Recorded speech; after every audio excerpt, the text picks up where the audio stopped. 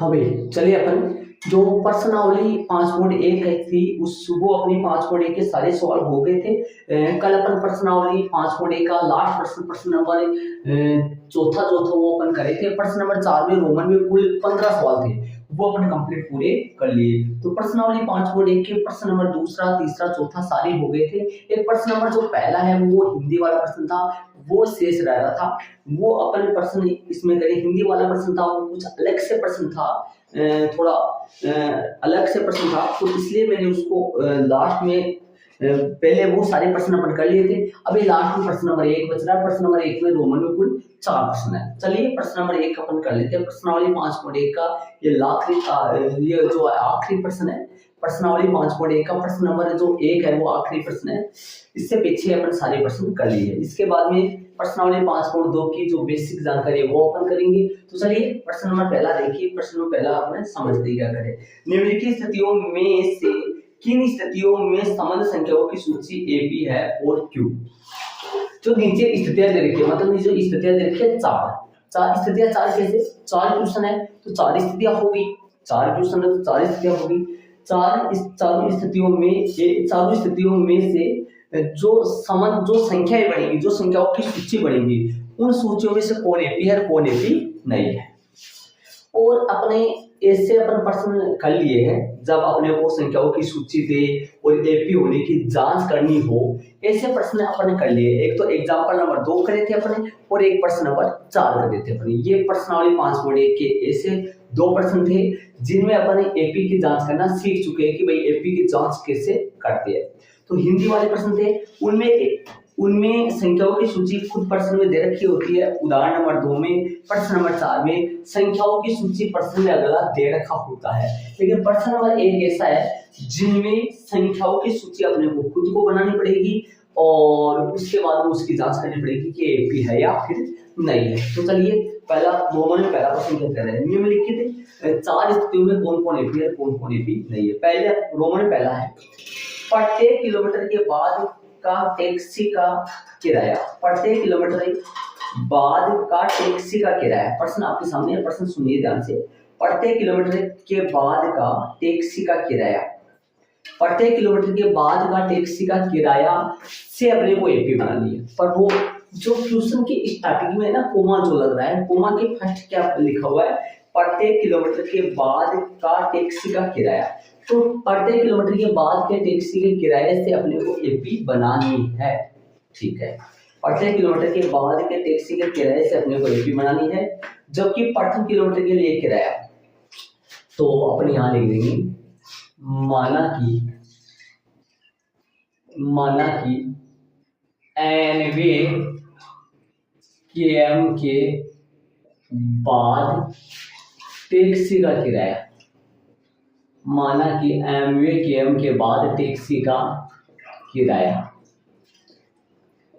Amway KM के बाद, माना कि एनवे केएम के बाद, एनवे केएम के बाद टैक्सी का किराया एन है।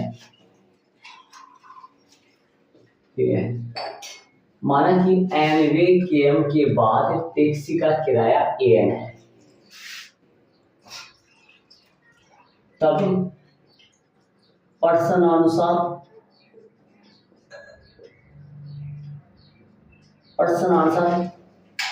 एन, जैसे मान लो एन की जगह में 1 रख दूं तो 1 किलोमीटर के बाद टैक्सी का किराया ए1 हो गया। ए1 कितना है?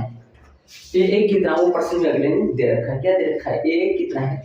एक अपने को हो जाएगा प्रथम किलोमीटर का किराया, जबकि प्रथम किलोमीटर के लिए किराया 15 रुपए। प्रथम किलोमीटर के लिए किराया कितना है? 15 रुपए। तो ध्यान दीजिए ए एन है, एनवे केएम के बाद टैक्सी का किराया एन है। इसका मतलब क्या हो गया भाई, एन किलोमीटर चलने के बाद टैक्सी का जो किराया एन है, तो मतलब एन का मतलब 1 रखो यहाँ। 1 किलोमीटर के बाद टैक्सी का किराया ए1 होगा, एन की जगह 1 आएगा तो ए1 होगा। मतलब ए1 क्या बोलोगे? 1 किलोमीटर के बाद टैक्सी का किराया। और 2 किलोमीटर के बाद एन की एक की जगह 2 लगा दे, 2 किलोमीटर के बाद टैक्सी का किराया कितना हो रहा है, क्या कर रहा है प्रश्न में, सुनिए। प्रत्येक अतिरिक्त किलोमीटर के लिए किराया 8 रुपए है। इसका मतलब क्या हुआ वो सुनिए। प्रथम किलोमीटर का किराया हो गया 15 रुपए, ठीक है। प्रथम किलोमीटर का किराया हो गया, प्रथम केएम का किराया, प्रथम 1 केएम का किराया, प्रथम शुरुआत में जो 1 किलोमीटर है उसका किराया, ठीक है। दूसरे किलोमीटर का किराया, दूसरे केएम का किराया, दूसरे केएम का किराया, दूसरे केएम का किराया, दूसरे केएम का किराया। तो दूसरे केएम का किराया कितना होगा, देखिए 15 में जोड़ दो 8, कितना हो गया। दूसरे केएम का किराया वैसे तो 8 ही है, पर वैसे 15 दूसरे के 2 किलोमीटर का किराया, 2 किलोमीटर के बाद का किराया, वैसे दूसरे किलोमीटर का किराया 8 है, लेकिन शुरू के 2 किलोमीटर का किराया कितना होगा, 2 केएम का किराया, 2 केएम का किराया कितना होगा, ये होगा 15 + 8 = 23। 3 केएम का किराया कितना होगा, 3 केएम का किराया निकाले तो 1 + 1 + 1, तो शुरू का जो प्रथम किलोमीटर है इसका किराया 15 रुपए है, उसके बाद के प्रत्येक किलोमीटर का 8 रुपए है, उसके बाद के प्रत्येक किलोमीटर का 8 रुपए। मतलब शुरू में पहला जो किलोमीटर है, मतलब टैक्सी में बैठा, वो बैठने के बाद में चाहे 1 किलोमीटर चले, चाहे आधे किलोमीटर चले, चाहे थोड़ी दूर क्यों न चले जाए, 15 रुपए फिक्स हो जाते हैं। और उसके बाद का किलोमीटर का 8 रुपए है, और उसके बाद के प्रत्येक किलोमीटर का 8 रुपए। तो प्रश्न में लिखा हुआ है, प्रश्न में देख लीजिए, प्रश्न में लिखा हुआ है कि प्रथम किलोमीटर के लिए किराया 15 रुपए और प्रत्येक अतिरिक्त किलोमीटर के लिए किराया 8 रुपए है। 1 किलोमीटर, जैसे मान लो 15 किलोमीटर की दूरी अपन तय कर रही है, तो प्रथम किलोमीटर कितना हो गया 1, प्रथम किलोमीटर के अलावा अतिरिक्त किलोमीटर कितना हो गया 14। तो पहला जो किलोमीटर है इसका तो 15 के हिसाब से रुपए लेगा, और 14 किलोमीटर का कितने के हिसाब से लेगा, 8 रुपए के हिसाब से किराया, 8 रुपए के हिसाब से पैसे लेगा। तो प्रथम जो किलोमीटर है, जैसे मान लो कोई 5 किलोमीटर यात्रा कर रहा है, तो प्रथम किलोमीटर होगा ना, शुरू का पहला किलोमीटर, उसमें 15 रुपए लेगा, और 4 किलोमीटर जो होंगे ना अतिरिक्त 5 किलोमीटर यात्रा करेगा कोई, तो 1 किलोमीटर प्लस में 4, ये तो प्रथम किलोमीटर, और ये प्रथम किलोमीटर के अतिरिक्त किलोमीटर, तो इसका तो 15 रुपए लेगा, और इसका तो 15 रुपए लेगा, और ये जो अतिरिक्त 4 किलोमीटर है इनका 8 रुपए के हिसाब से हिसाब करेगा। भाई 1 किलोमीटर के 8 रुपए, तो 4 किलोमीटर के 32 रुपए, इस हिसाब से। तो बताइए 2 किलोमीटर के बाद का किराया कितना हो गया, प्रथम किलोमीटर के 15 रुपए और दूसरे किलोमीटर का 8 रुपए, तो 2 किलोमीटर का किराया कितना हो गया 23 रुपए। इसको क्या पढ़ोगे, इसको पढ़ेंगे nवें किलोमीटर के बाद टैक्सी का किराया an है, 2 लगाओ यहाँ, 2वें किलोमीटर के बाद टैक्सी का किराया a2 है, तो ये 2 किलोमीटर के बाद हो गया। a3 लगाएंगे तो क्या लिखेंगे, 15 + 8 + 8 या 23 + 8 लिख दो, ये कितना हो गया, ये अपना हो गया 31, ठीक है। तो 3 किलोमीटर के बाद का किराया हो गया 31 रुपए, ठीक है। अब ये संख्याओं की सूची बनेगी, इसके एपी होने की जांच अपन कर लेते हैं, एपी होने की जांच कर लेते हैं। तो प्राप्त संख्याओं की सूची, तो यहाँ लिख देंगे, यहाँ प्राप्त संख्याओं की सूची, यहाँ प्राप्त संख्याओं की सूची क्या क्या बनेगी, 15, 23, 31, ये बनेगी। सार्व अंतर निकाले जरा, सार्व अंतर डी निकाले, a2 - a1, a2 कितना है 23 माइनस में 15, जो कि कितना हो गया 8 हो गया, और निकाले सार्व अंतर डी निकाले, a3 - a2, a3 कितना होगा, a3 है 31 माइनस 23, ये भी कितना हो गया 8। क्या लिख देंगे, यहाँ सार्व अंतर समान है। देखो बस इस प्रश्न में जो अपन उदाहरण नंबर 2 यहाँ सारों अंतर समान है। उदाहरण नंबर अपन 2 करे थे, प्रश्न नंबर अपन 4 करे थे, उनमें अपन एपी होने की जांच करी थी कि भाई एपी कब होती है कब एपी नहीं होती है। लेकिन इनमें भी अगर वही काम करें, यहाँ तक यहाँ से वही काम आ गए। ये उदाहरण नंबर 2 में और प्रश्न नंबर 4 में ऐसा कर चुके हैं। बस फर्क क्या है, फर्क इस बात का है यहाँ पर एपी अपन खुद ये संख्याओं की सूची अपन खुद बनाएंगे, ठीक है। यहाँ सारा अंतर समान है। अतः दी गई स्थिति में संख्याओं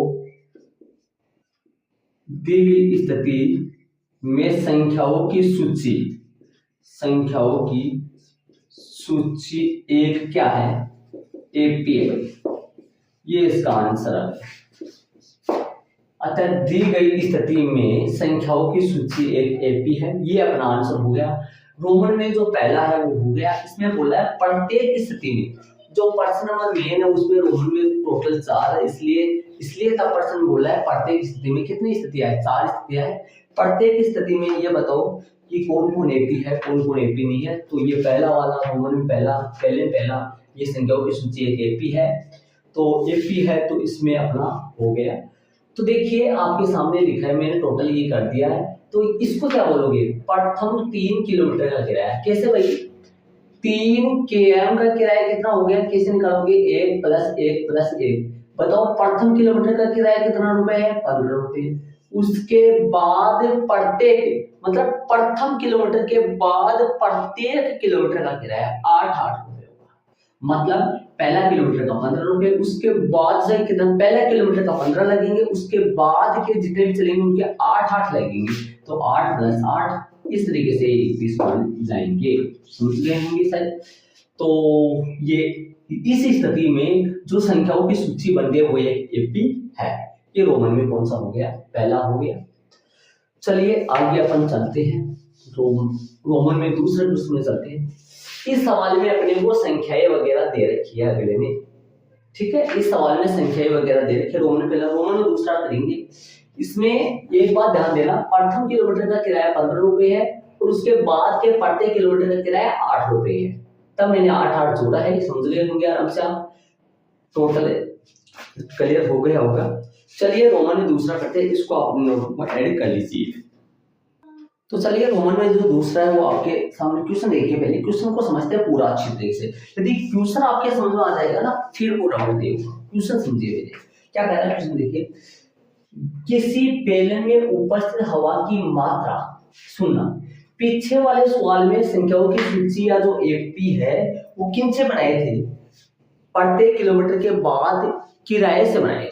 प्रथम किलोमीटर का किराया 15 रुपए, उसके दूसरे किलोमीटर का किराया, प्रथम किलोमीटर के बाद का किराया 15 रुपए, दूसरे किलोमीटर 2 किलोमीटर बाद का किराया 23 रुपए। तो वहां पर किन से बनाए थे अपन संख्याओं की सूची, वहां पर बनाए थे प्रत्येक किलोमीटर के बाद का किराए से एपी बनाए थे। यहाँ पर सूची किन से बनानी है, देखो शुरू में दे रखा है कोमा लगने से पहले क्या दे रखा है वो प्रश्न में देखिए। किसी बेलन में उपस्थित हवा की मात्रा से संख्याओं की सूची बनानी है। बेलन में उपस्थित हवा की मात्रा से संख्याओं की सूची बनानी है।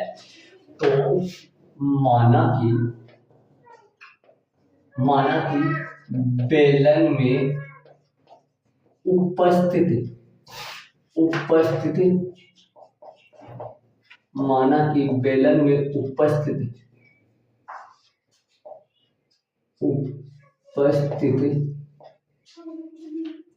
कि बेलन में उपस्थित हवा की मात्रा से एपी बनानी है। माना कि बेलन में उपस्थित हवा की मात्रा, माना कि बेलन में उपस्थित हवा की मात्रा जो है ना वो मान लो An है। बेलन में उपस्थित हवा की मात्रा An है तथा प्रारंभ में उपस्थित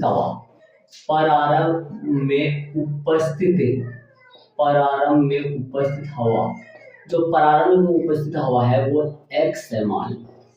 सुनना, अब देख पीछे वाले सवाल में ए A1 क्या बना था भाई, पहले किलोमीटर का किराया 15 रुपये। A2 क्या बना था, प्रथम 2 किलोमीटर का किराया 23 रुपये। A3 क्या बना था, प्रथम 3 किलोमीटर का किराया, शुरू के 3 किलोमीटर का किराया। ठीक है, लेकिन यहाँ पर ऐसा नहीं होगा, यहाँ पर बेलन है, कोई बेलन, बेलन के आकार का मान लो, कुछ मान लो, बेलन के आकार का गुब्बारा मान लो, बेलन का आकार का गिलास मान लो, उसमें हवा होती है। तो पहले किलो ऊपर स्टार्टिंग में जो हवा है ना, स्टार्टिंग में हवा वो A1 होगी, A1 होगी, है ना। तब प्रश्नानुसार स्टार्टिंग में हवा जो है ना, लेकिन उसमें क्या हुआ था, उसमें ये हुआ था प्रथम किलोमीटर जाने के बाद में, प्रथम किलोमीटर जाने के बाद में A1 हुआ था उसमें। तब इसमें क्या हो गया, तब सुनो आगे देखो, प्रश्न देखिए, प्रश्न समझिए पहले क्या बोला है प्रश्न में।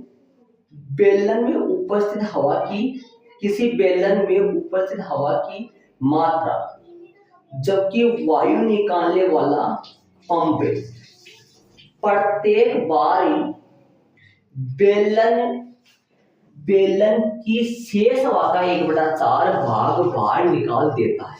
जैसे मान लो कि कोई बेलन के आकार का कोई गुब्बारा मान लो, ठीक है, उसमें स्टार्टिंग में मान लो बेलन, ध्यान से सुनना एक बार, कोई एग्जांपल द्वारा मैं समझा रहा हूँ, सुनिए पहले। जैसे मान लो कोई बेलन के आकार का गुब्बारा है, उसमें स्टार्टिंग में जो हवा है ना, मान लो स्टार्टिंग में हवा का उसमें 16 भाग है, टोटल स्टार्टिंग में हवा का उसमें 16 भाग है, समझिए, ठीक है। अब क्या कर रही है, पंप द्वारा उसमें हवा को बाहर निकाल रहे हैं। तो प्रश्न में क्या बोला है ये सुनिए, प्रश्न में देख रहा है कि जबकि वायु निकालने वाला पंप प्रत्येक बार बेलन की शेष हवा का 1/4 भाग बाहर निकाल देता है। तो बाहर कितना निकालेगा, जैसे मान लो शुरू में स्टार्टिंग में हवा है 16, ठीक है, शुरू में प्रारंभ में यहां लिख देता हूं, प्रारंभ में जो हवा है वो कितनी है, 16 है, ठीक है। प्रारंभ में लगा, इसको ऐसे करो, इस पार्ट को ऐसे कर लेना आप, यहाँ पर शुरू में ऐसे पूरा लिख देना, क्लियर। मैं यहाँ पर दे देता हूँ और यहाँ पर लिख देता हूँ प्रारंभ में जो A1 है वो 16 भाग है, मान लो बेलन में हवा शुरू में 16 भाग है, ठीक है। एक बार पंप लगाने से, एक बार पंप लगाने पर या एक बार पंप से हवा बाहर निकालने पर, एक बार पंप से हवा बाहर, एक बार लोकल तरीके से और तरीके से लिख रहा हूँ, आप समझ जाना इसको। एक बार पंप लगाने पर हवा बाहर कितनी निकलेगी, बाहर निकली हवा, बताओ बाहर कितने निकलेगी, ध्यान दो, बाहर हवा कितनी निकलेगी, शेष हवा जितनी हवा होती है टोटल बेलन में उसका 1/4 हिस्सा बाहर निकल जाएगा।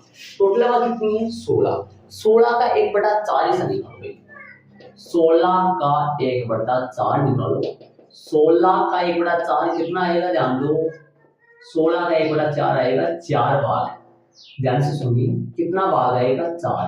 तो समझिए यदि एक बार पंप से हवा निकाली जाती है बेलन में से, तो बाहर हवा निकल जाती है, बाहर जितना भी टोटल हवा जितनी है, टोटल हवा का जितना भाग है उनमें से 4 भाग बाहर निकल जाता है। कितना बाहर निकल जाता है, 4 भाग बाहर निकल जाए। तो शेष हवा कितनी बची थी, यहाँ पे लिख दो, शेष हवा कितनी बची, शेष हवा जो बची वो कितनी आई, शेष हवा आएगी, ध्यान से सुनना, शेष हवा आएगी 16 माइनस में 4, बताओ कितना आया, 12। चलिए समझ में आ गया, 12 आई। अब ये 12 जो आएगा वो क्या होगा, ध्यान से सुनिए, 12 जो होगा वो होगा A2 12 होगा।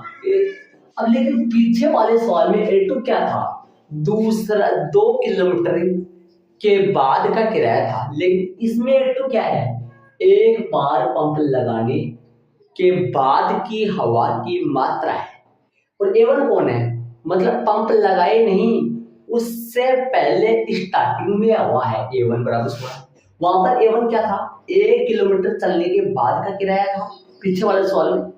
A2 क्या था, वहां 2 किलोमीटर चलने के बाद का किराया था। लेकिन इसमें ऐसा नहीं है, सुनिए, इसमें ऐसा नहीं है। इसमें कैसा है, इसमें है एक बार पंप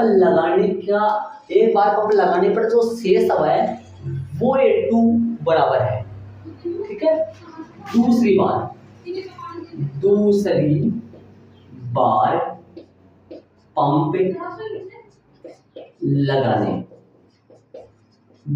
पंप लगाने, बाहर निकली हवा, दूसरी बार पंप लगाने, बाहर निकली हवा।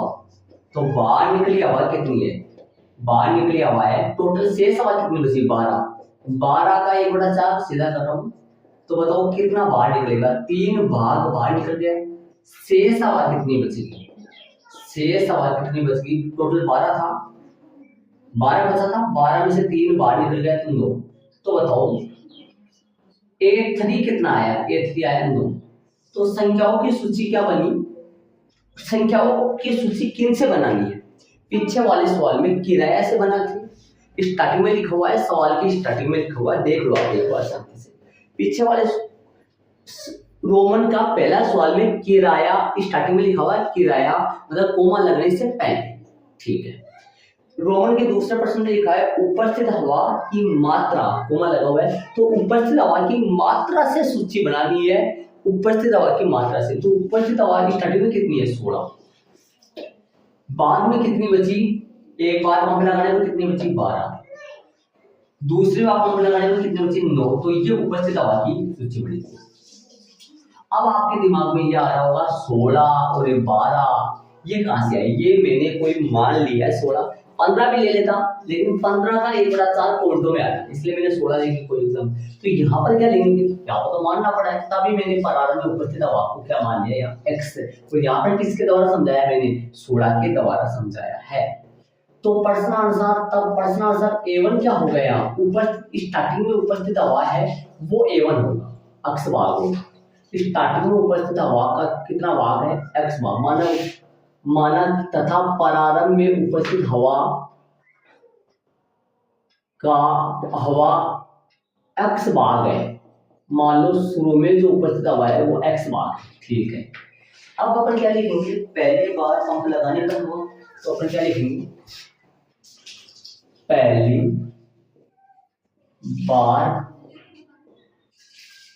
बार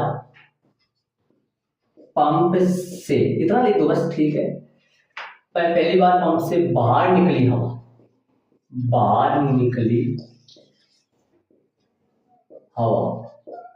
पहली बार पंप से बाहर निकली हवा।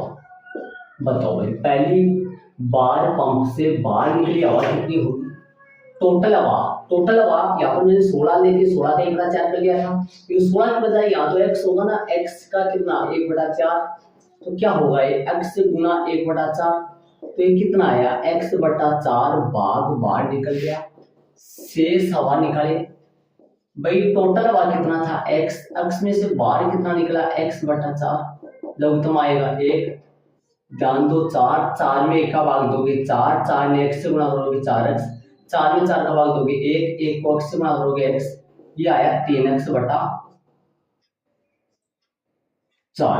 मतलब ये शेष हवा बढ़ गई कब, जब अपन पहली बार पंप से हवा निकालेंगे तो N2 बढ़ गया, मतलब एक प्रकार का ये N2 बढ़ गया, लेकिन N2 नीचे लिख देंगे अपन वहां। तो दूसरी बार पंप लगाने से यहां लिख देंगे दूसरी बार पंप से बाहर निकली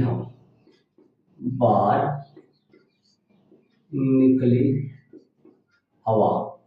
बताओ भाई टोटल हवा जितनी है, शेष जितनी हवा बच रही है, कितनी बच रही है, स्टार्टिंग में बेलन में x हवा थी, x में से बाहर कितनी निकल गई, x/4, तो शेष कितनी बची, 3x/4। फिलहाल कितनी बच रही है 3x/4। अब बाहर कितनी निकलेगी, फिर से 1/4। किसका 1/4, शेष हवा का। तो 3x/4 का फिर से 1/4 हिस्सा। कैसे निकालोगे, 3x/4 गुणा 1/4, तो ये कितना आ जाएगा 3x/16। ये बाहर निकली हवा है, शेष हवा निकाले, शेष हवा निकाले। बताओ शेष हवा कितनी आएगी, टोटल कितनी बच रही है 3x/4, बाहर कितने निकले 3x/16, लघुत्तम आएगा 16। 16 में भाग दो 4 का, 4 आया, 4 में 3 से गुणा करो, 4 को 3 से गुणा करो, 4 दिए 12, ये आएगा 12x माइनस में 3x शेष अगर सब, तो ये 9x/16। जो शेष हवा निकली है, शेष हवा बच रही है, वो 9x/16 भाग बच रहा है, ये भाग बच रहा है। अब देखो, अब क्या लिखेंगे प्राप्ति, देखो अब लिखेंगे प्राप्ति, यहाँ प्राप्ति संख्याओं से बनी सूची। सूची किन से बनाओगे, सूची बनाओगे उपस्थित आवाज से। तो पीछे वाले सूची किन से बनी थी, पीछे वाले प्रश्न में सूची बनी थी किराया से, किनसे बनी थी किराया से।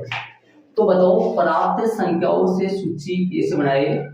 उपस्थित हवा कितनी कितनी, स्टार्टिंग में हवा कितनी है x, पहली बार पंप लगा दिया, बाहर निकल गई हवा, तब शेष हवा कितनी बच रही है 3x/4। तो उपस्थित हवा का सूची बनानी है। दूसरी बार पंप लगाने पर शेष हवा कितनी बच रही है 9x/16। तो अपने पास ये शेष हवा बच रही है, ये अपने पास बचा है टोटल विवरण। आगे अपन चलते हैं। अब इसके बाद में अपने को ये देख लेना है कि पीछे वाले सवाल, अब इसकी एपी होने की जांच करनी। एपी होने की जांच आपको अच्छी तरीके से क्लियरली आता है, पता है आपको एपी होने की जांच क्या होती है। तो सारों निकालना है 2 बार, आप जानते हैं कि 2 बार सारों निकलेगा, d = a2 - a1, और इस तरफ एक और निकालो, यहाँ सारों d = a3 - a2। बताओ a2 कितना है 3x/4 माइनस में x यहाँ पर आ जाएगा, मतलब a2 3x/4 है माइनस x, लघुत्तम लिया 4, 3x का 3x माइनस में 4x वैसा वैसा। कैसे, ध्यान से सुनिए कैसे। बट्टा में कितना है इसके 1, 4 में 1 का भाग 2, 4 4 x से गुणा करो 4x, कितना प्राप्त हुआ माइनस का x/4, माइनस का x/4। ठीक है, इधर की बात करें a3 कितना है, a3 है 9x से 9x/16 माइनस में 3x/4, लघुत्तम आया 16, 16 भाग दो, 16 का 1 आया, 1 ने 9x से 9x, 4 में 4 का भाग दो, इसमें 4 चौक 16 4 बार, 4 को 3 से गुणा करो, 4 3 12x, हल करोगे इसको माइनस का 3x/16। तो देखिए इन दोनों का ये देखो, x में से माइनस x/4, सारों कितना है माइनस का x/4। मैंने आपको पहले बताया था कि आप लगातार देख रहे हैं, लगातार क्लास ले रहे हैं, नीचे बैठे वो भी, तो मैंने आपको बताया था यदि ध्यान से सुनिए, यदि सारों माइनस का आ रहा है तो इसका मतलब ये घटती एपी है। x में से x/4 घटाओगे तो 3x/4 आएगा, तो 3x/4 में से माइनस 3x/16 घटाओगे तो 9x/16 आएगा। समझ रहे हो, ये कौन सी एपी है, घटती एपी है। तो यहाँ सारों समान नहीं आ रहा है, नहीं आ रहा तो क्या लिख दोगे यार, यहाँ सारों समान नहीं है, यहाँ सारों अंतर समान नहीं है, इसके नीचे लिख दो यहाँ सारों अंतर जो है, सारों अंतर d समान नहीं है। अतः दी गई स्थिति में प्राप्त संख्याओं की सूची एक एपी नहीं है। दी गई स्थिति में संख्याओं की सूची एक एपी नहीं है। अतः दी गई स्थिति में, इसके आगे लिख देता हूं, अतः दी गई स्थिति में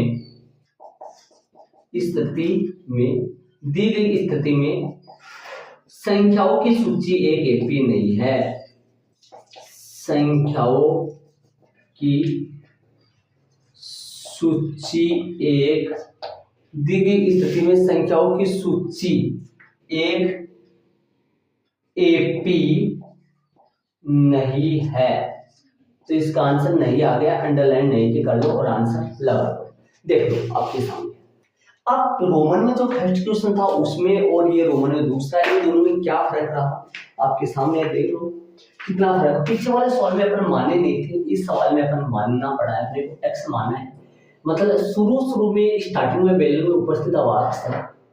पहली बार पंप से जो बाहर निकली हवा, अक्ष का अक्ष बटा 4 बाहर निकल गया, बाहर निकली हवा अक्ष बटा 4 है। शेष हवा कितनी है? 3x बटा 4, ये शेष हवा है।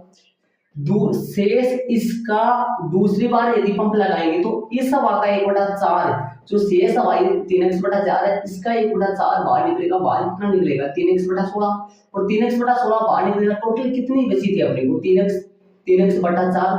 3x बटा 4 में से 3x बटा 16 घट जाएगा तो शेष हवा कितनी बचेगी? 9x बटा 16। कब? दूसरी बार पंप लगाने के बाद। तो स्टार्टिंग में हवा कितनी है? x। अक्ष में से बाहर कितनी निकल गई पहली बार पंप से? x बटा 4। शेष कितनी बची? 3x बटा 4 है। 3x बटा 4 का 1 बटा 4 निकाला तो बाहर कितनी निकली दूसरी बार पंप से? 3x बटा 16। शेष कितना बचा? 9x बटा 16। तो अपने को संख्याओं की सूची किन से बनानी है, एपी किन से बनानी है, वो अपने प्रश्न में स्टार्टिंग में बोला है।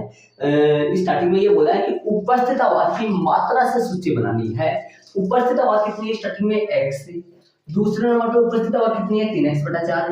तीसरे नंबर पे उपस्थित हवा कितनी है? 9x बटा 16। तो उपस्थित हवा ये बन गई, उपस्थित हवा से ये सूची बन गई। इसकी मैंने जांच की। आप प्रश्न नंबर उदाहरण नंबर 2 और प्रश्न नंबर 4 में एपी की जांच करने का तरीका आप जानते हैं। इन दो का लीप निकाला, इन दो का लीप निकाला, ये आया -x बटा 4, ये आया -3x बटा 16। तो जो कि समान नहीं आ रहा है, यहाँ सारा अंतर दी समान नहीं है। अतः दी गई स्थिति कौन सी? रोमन में दूसरे की जो स्थिति है, जो हिंदी में कंडीशन दे रखी है, जो स्थिति दे रखी है, वो एक एपी नहीं है। ये रोमन में दूसरा हो गया, आराम से क्लियर हो गया होगा।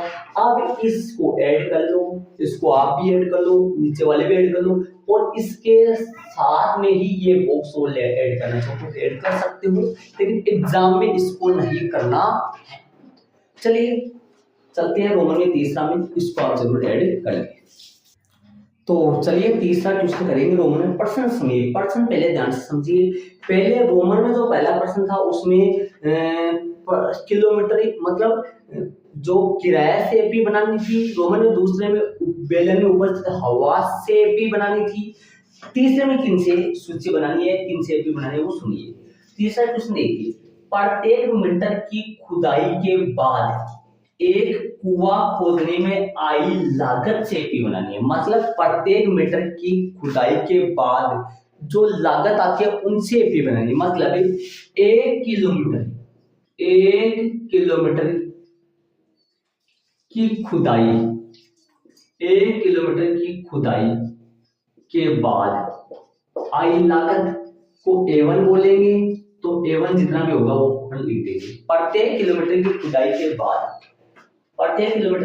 के बाद कुआं खोदने में आई लागत, जबकि प्रथम मीटर खुदाई की लागत 150 रुपये है। मतलब कि यदि शुरू में यदि कुआं खोदे अपने, तो स्टार्टिंग में ऊपर जो पहला 1 किलोमीटर की खुदाई करते हैं तब तक 150 रुपये है। ठीक है, 2 किलोमीटर दूसरे किलोमीटर की खुदाई के बाद, दूसरे केएम की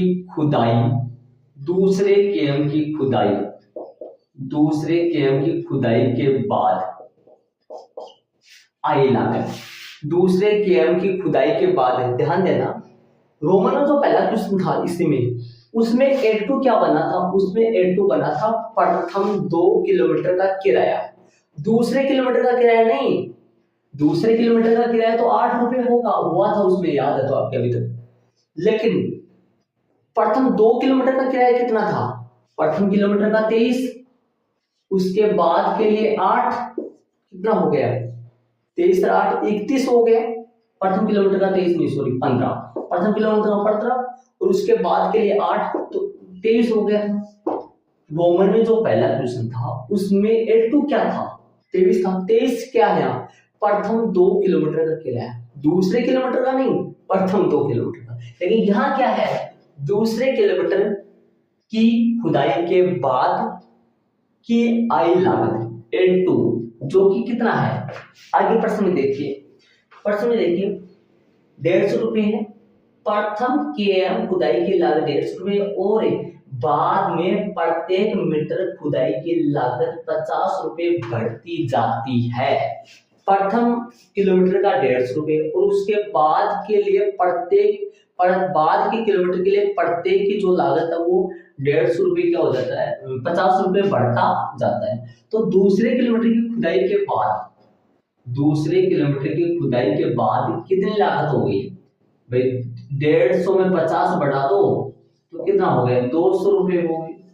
ये 200 रुपये ध्यान दो, ये 200 रुपये जो है ये A2 ध्यान देना, ये A2 दूसरे किलोमीटर की खुदाई की लागत ही है, न कि सुनो, यदि 2 किलोमीटर की टोटल लागत नहीं है, 2 किलोमीटर खुदाई की टोटल लागत तो कितनी होगी, 1 किलोमीटर प्लस 1 किलोमीटर, शुरू वाला पहले किलोमीटर का 150 रुपये, उसके बाद के लिए 200 रुपये, टोटल तो कितनी होगी, शुरू के 2 किलोमीटर की खुदाई की टोटल लागत तो कितनी होगी, 350 होगी। लेकिन ये 350 नहीं है, ये तो दूसरे किलोमीटर की खुदाई की लागत ही है, जो कि कितना रुपए है, 200 रुपये। दूसरे किलोमीटर की खुदाई की लागत ये 200 रुपये, ठीक है। तो अपन क्या मानेंगे, ऐसे चलता रहेगा, ये ए क्या है यहाँ, प्रथम किलोमीटर की खुदाई के बाद, तो अपन क्या लिख देंगे यहाँ, रोमन में पहले प्रश्न लिखते थे, माना कि प्रथम किलोमीटर की खुदाई के बाद लागत, माना कि nवे किलोमीटर की खुदाई के बाद, nवे किलोमीटर की खुदाई के बाद लागत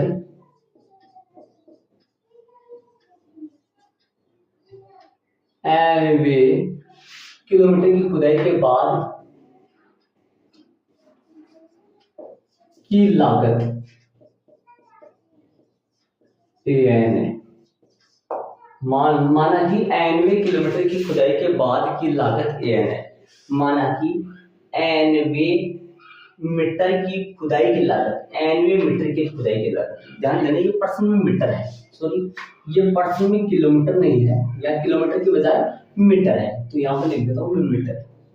माना कि वो रोमन में जो पहला प्रश्न चल रहा था उसमें किलोमीटर चल रहा था, इस प्रश्न में रोमन में जो तीसरा प्रश्न है इसमें मीटर चल रहा है, वहां पर किलोमीटर दूरी तय कर रहे थे, यहाँ पर खुदाई है जो कि मीटर में बोल रहे हैं, ठीक है।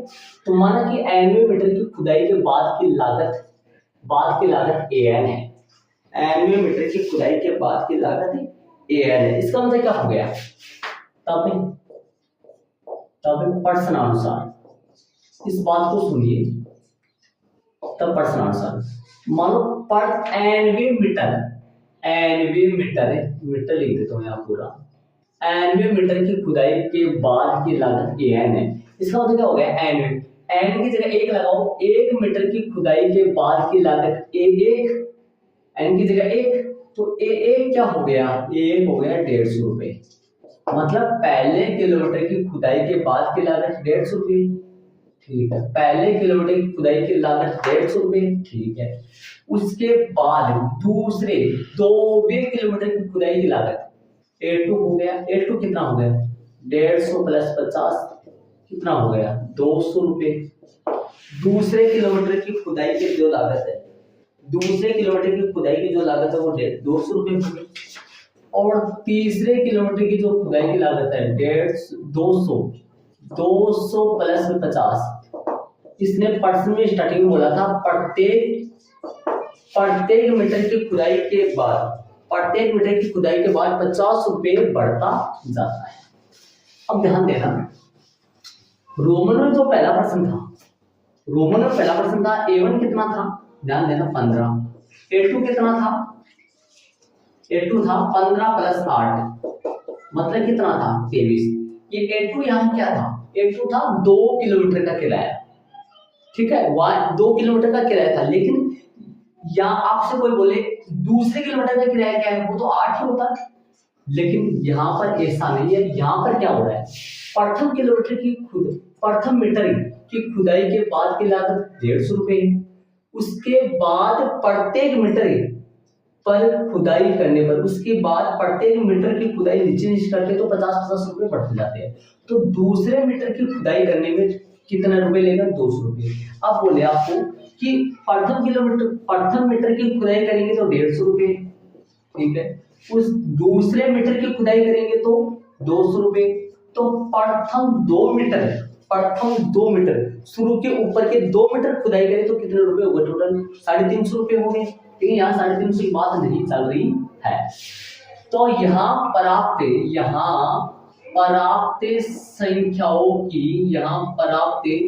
संख्याओं की क्या सूची, यहाँ प्राप्त संख्याओं की सूची क्या बनी, 150, 200, 250 ये बनी। अब इसकी आप जानते हो कि क्या करनी है, एपी की जांच करनी है, सार व अंतर निकाल लो डी, A2 माइनस A1, और यहाँ पे भी निकाल लो, सार व अंतर इस तरफ निकाल लो, दो बार सार व अंतर निकालना ये आपको पता है, A3 माइनस A2। तो बताओ भाई ये कितना आएगा, 200 माइनस 150, ये होगा 250 माइनस 200, ये तो जानते हो 50 रुपये आ जाएगा सारा, इधर भी 50 रुपये आ जाएगा, ठीक है। यहाँ सार व अंतर समान है, यहाँ सार व अंतर जो है डी जो है वो समान है, इसलिए अतः दी गई संख्याओं की सूची एक एपी है।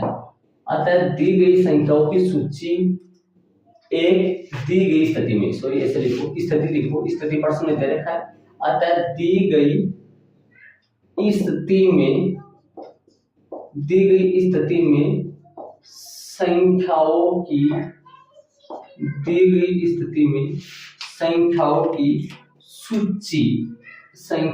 सूची एक एपी है। दी गई स्थिति में संख्याओं की सूची एक एपी है।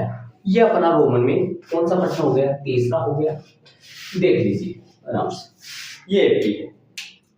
चलिए रोमन में चौथा अपन करते हैं, इसको आप ऐड जरूर कर लीजिए।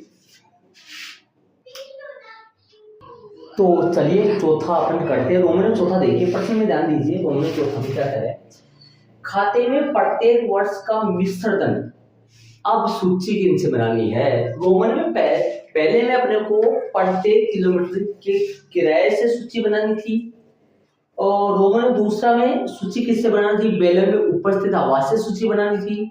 ये प्रश्न में दे रखा है, प्रश्न के शुरू में दे रखा है कोमा लगने से पहले, आप देख लीजिए शुरू क्वेश्चन के। तीसरे क्वेश्चन में किनसे बनानी थी, एपी किनसे बनानी थी, प्रत्येक मीटर की खुदाई के बाद आई लागत से सूची बनानी थी। चौथे में क्वेश्चन में किनसे बनानी थी सूची, प्रत्येक वर्ष के मिश्र धन से सूची बनानी है। आप देख लो प्रश्न, खाते में प्रत्येक वर्ष के मिश्र धन से सूची बनानी है रोमन में चौथे में। जबकि 10,000 रुपए की राशि 8% वार्षिक दर से चक्रवृद्धि ब्याज पर जमा की जाती है। मूलधन कितना है, 10,000 है, मूलधन है 10,000 रुपए, दर कितनी है, दर 8% है, और खाते में प्रत्येक वर्ष का मिश्र धन से सूची बनानी है। तो प्रत्येक वर्ष का मिश्र धन से सूची बना लेते हैं, एक वर्ष का मिश्र धन निकाले, एक वर्ष के बाद का मिश्र धन निकाल लेते हैं, 2 वर्ष के बाद का मिश्र धन निकाल लेते हैं। तो अपने प्रश्न अनुसार मूलधन कितना है, मूलधन पी दे रखा है वो है 10,000, दर 8 दिन के वो कितना प्रतिशत है, 8% है। ठीक है, समय तो अलग अलग आएगा। 1 वर्ष के बाद का मिश्र धन, 1 वर्ष के बाद का मिश्र धन निकालिए। चलो 1 वर्ष के बाद का मिश्र धन निकालेंगे। मिश्र धन, तो 1 वर्ष के बाद का मिश्र धन को A1 मानेंगे। एक माना कि प्रत्येक वर्ष का मिश्र धन, ये लाइन लिख दो पहले। माना कि nवें वर्ष के बाद का मिश्र धन, nवें वर्ष के बाद का मिश्र धन An है। इसका मतलब क्या हो गया, इसका मतलब हो गया 1वें वर्ष के बाद का मिश्र धन A1, 2वें वर्ष के बाद का मिश्र धन A2। तो A1 निकालेंगे। A1 का मतलब कैपिटल A लगा सकते हो यहाँ। कैसे, मिश्र धन के लिए A लगाया जाता है। यहाँ 2 का सूत्र आपकी 8th क्लास में सूत्र पढ़ा हुआ आपका 1 + r/100n। ठीक है, P का मान है 10,000, 1 का 1, R की जगह 8/100 10,000 का 10,000 हो गया। ये लघुत्तम लेंगे तो 100 पड़ जाएगा। 100 और 8 108 बन गया। 108/100, 2 0 से 2 0 कट गई। तो ये आपके सामने 108 और 2 0 10,800 रुपया। तो बताओ 1 वर्ष के बाद का मिश्र धन 10,800 है। 2 वर्ष के बाद का मिश्र धन निकालेंगे। 2 वर्ष के बाद का मिश्र धन निकालेंगे। 2 वर्ष के बाद का मिश्र धन निकालेंगे। मतलब स्मॉल a2 कैपिटल में A लगा सकते हो, चाहे P1 प्लस सूत्र वो ले लेगा। P का मान 10,000 होगा और 1 का 1, R का मान 8 है बटा में 100। टाइम जो है वो 2 आएगा। 2 वर्ष के बाद का मिश्र धन तो टाइम तो 2 आएगा। चलिए हल कर देते हैं इसको। 10,000 है, यहाँ पर 0 1 और लगेगी तो 10,000 है। 10,000 का 10,000 हो गया। और ये लघुत्तम लेंगे ना, लघुत्तम लेंगे तो लघुत्तम आएगा 100 + 8 बटा में 1 लगेगा। 100 + 8 108 हो जाएंगे। तो 108/100 कितनी बार जाएगा, ऊपर पावर 2 है तो 2 बार लिखा जाएगा। 2 0 से 2 0 कट गई, 2 0 से 2 0 कट गई। 108 को 108 से गुणा करेंगे तो ये आ जाएगा कितना, 108 को 108 से शायद 11,000 कितने आ जाएगा, 64 0 0 8 0 1 तो 4 6 8 64 आएगा। 8 16 8 और 16 11 11,664 आएगा। ये लो भाई, दूसरे वर्ष के बाद का मिश्र धन 11,664। दूसरे वर्ष के बाद का मिश्र धन है 11,664। 11,664 आ गया। दूसरे वर्ष के बाद का मिश्र धन 11,664 आ गया। पहले वर्ष का जो मिश्र धन है, पहले वर्ष का मिश्र धन, यहाँ पर देखो पहले वर्ष का मिश्र धन आप 10,000 को भी मान सकते हो। ऐसे भी कर सकते हैं कि भाई स्टार्टिंग में मिश्र धन 10,000 है, फिर इसको मान सकते हो, फिर इसको मान सकते हो, ऐसा भी कर सकते हो आप स्टार्टिंग का। तो ये अपने पास 11,664 आ गया। दूसरे वर्ष का जो मिश्र धन है वो आ गया अपने पास 11,664। अब आगे अपन चलेंगे, आगे अपन चलेंगे। दूसरे वर्ष का मिश्र धन अपन, तीसरे वर्ष का मिश्र धन अपन निकालेंगे। तो चलिए देखिए, 3 वर्ष के बाद का मिश्र धन, 3 वर्ष के बाद का मिश्र धन, 3 वर्ष के बाद का मिश्र धन। हाँ तो निकालते अपन 3 वर्ष के बाद का मिश्र धन अपन निकालते हैं। 3 वर्ष के बाद का मिश्र धन स्मॉल a3 का पता जाएगा। ए लगाना था तो ब्रेक में लगा दो। ये ए किस लिए लगा रहा हूँ, मिश्र धन होता है तो मिश्र धन का संकेत ए होता है। 10,000 हो गया। 1 + 8/100 तो आपके सामने 10,000 ये हो गया, गुना में 108/100 गुना 108/100 गुना में 108/100। 2 0 से 2 0 ये कट गई, 2 से ये 2 कट गई। आपके सामने कितना आ गया, देखो 108 गुना 108 गुना 108 कितने बार हो गया, 3 बार हो गया। तो 11,664 गुना को 108 से गुना और करना है। चलिए 11,664 को 108 से गुणा और करना है अपने को। ये 108 को 108 से गुणा किया तो 11,664 आया, तो 108 से गुणा अपन कर लेंगे, 864 हो गया, 832 हो गया, 832, 832 का 2 असर की 3 हो गया, 8 48, 49 51 हो गया, 5 8 48 48 53 हो गया, 5 यहाँ 8 8 5 13 और से 8 में 9 गुणा गुणा 4 6 6 1 1, तो ये हो गया 2 1 7 और ये कितना हो गया 9 और ये 9 6 15, ये 1 2 1, ये आपके सामने आ गया 12 12 59 12 59 12 59 712 बटा में कितना हो गया 100, तो 100 हो गया तो 100 का भाग दे देंगे अपन, तो इसका आ जाएगा 12,500 12,597.12, ये आ गया, ये आ गया 3 वर्ष के बाद का मिश्रण दर। तो अब अपन संख्याओं की सूची बना लेते हैं, इसको हटा देते हैं। संख्याओं की सूची जो बन गई, प्राप्त संख्याओं की सूची, यहाँ क्या लिख देंगे, यहाँ प्राप्त संख्याओं की सूची। तो संख्याओं की जो सूची बन जाएगी, किन से बनाई है सूची, अपन सूची बनाई है प्रत्येक वर्ष के बाद मिश्रण दर से सूची बनाई है। तो सूची क्या बनेगी, सूची देखिए, सूची बनेगी 10,800, पहले 1 साल के बाद में मिश्रण दर 10,800, 2 साल के बाद में मिश्रण दर 11,664 और 3 साल के बाद में मिश्रण दर 12,597.12, ये बन गया। अब अपन इन दोनों का सारांश निकालेंगे, इन दोनों का सारांश निकाल लेंगे, पर सारांश समान आएगा तो एपी है वरना एपी नहीं है। तो चलिए इसके बाद में यहाँ कर देता हूँ, तो सारांश निकाल लेते हैं। यहाँ सार्वअंतर डी जो निकालेंगे A2 - A1 और इस तरफ भी सार्वअंतर निकालेंगे, सार्वअंतर डी निकालेंगे A3 - A2, A2 - A1, A2 - A1 कितना है 11,664, 11,664 माइनस 10,800, 11,664 मासू मतलब A2 में से A1 घटा दिया, 11,664 में से 10,800 घटाएंगे और 12,597, A3 कितना है 12,597, A3 12,597 पॉइंट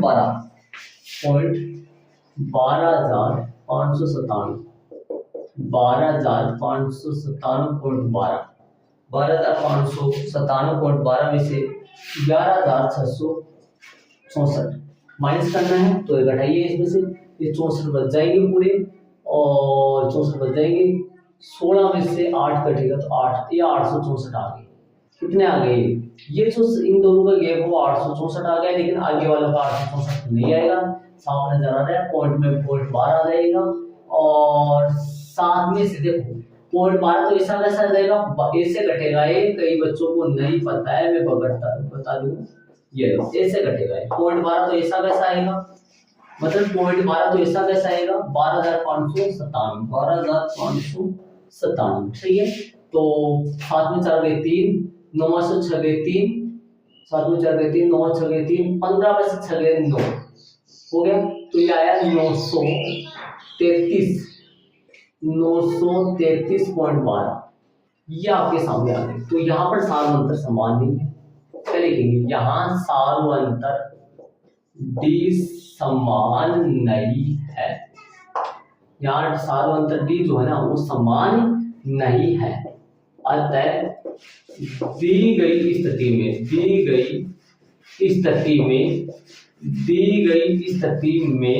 संख्याओं की सूची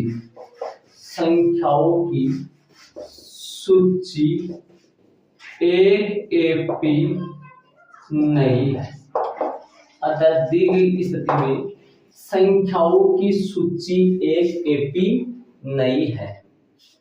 ये आपके सामने देखिए, दी गई स्थिति में संख्याओं की सूची एक एपी नहीं, क्यों नहीं एपी, क्योंकि सार्वअंतर सेम नहीं आ रहा है, अतः दी गई स्थिति में संख्याओं की सूची एक एपी नहीं है। ये रोमन में चौथा हो चुका है। तो थोड़ा से इसी के साथ अपना प्रश्न नंबर पहला, जिसमें रोमन में 4 स्थितियां थी, मतलब रोमन में 4 प्रश्न थे, वो कंप्लीट हो गया। तो अपनी प्रश्नावली 5.1 कंप्लीट हो गई है। इसके अगले कल अपन प्रश्नावली 5.2 की जो बेसिक जानकारी है वो अपन स्टार्ट करेंगे। तो चलिए